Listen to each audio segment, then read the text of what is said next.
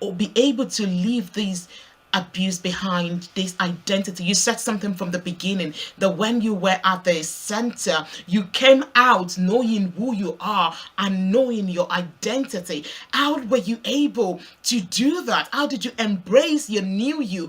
How did you accept your past and embrace the new you that is about to unfold? And look at the woman that you have become, a beautiful, gorgeous woman of God, influencing our generation. How can this woman that has been battered, that have been through a lot, how can they leave all of this behind and be the woman God wants them to be?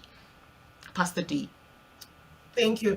The first thing I realized when I was in the hospital was that I had nobody. Nobody knew where I was. Nobody knew, if I was alive or dead. I had, separated myself from all of my friends, everyone around me because of my boyfriend.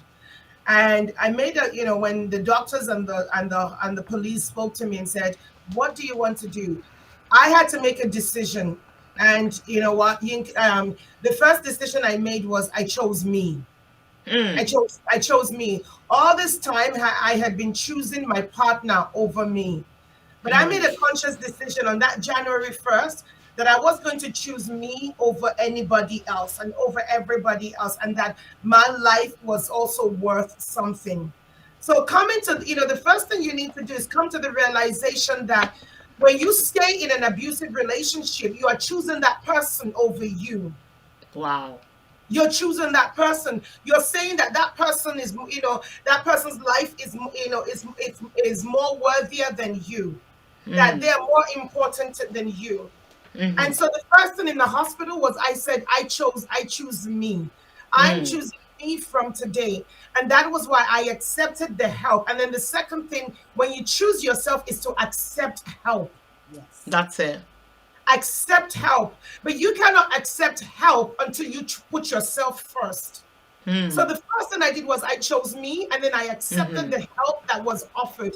I accepted the help from the police. I accepted the help from community, from the agencies. There are resources out there. There are shelters out there. There are social services out there.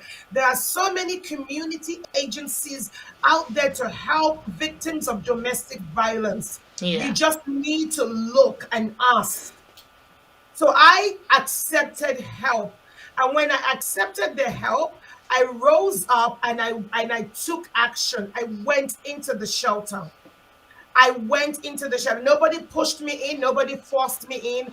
I chose to go into the center and to get and to take the help that was being offered and transform my life.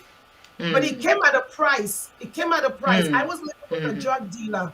I had to change my identity in order to stay alive. I had to change my name because I knew that if he came looking for me, it may hurt me again. So I spent 6 months doing whatever it took to get control of my life. The Wow. control that I had given away, I took it back. The power I had given away, I took it back. One day at a time. Lots of counseling, lots of therapy, lots of self-examination. Looking in the mirror and say, "Girl, you got yourself here. You have the strength to get yourself out.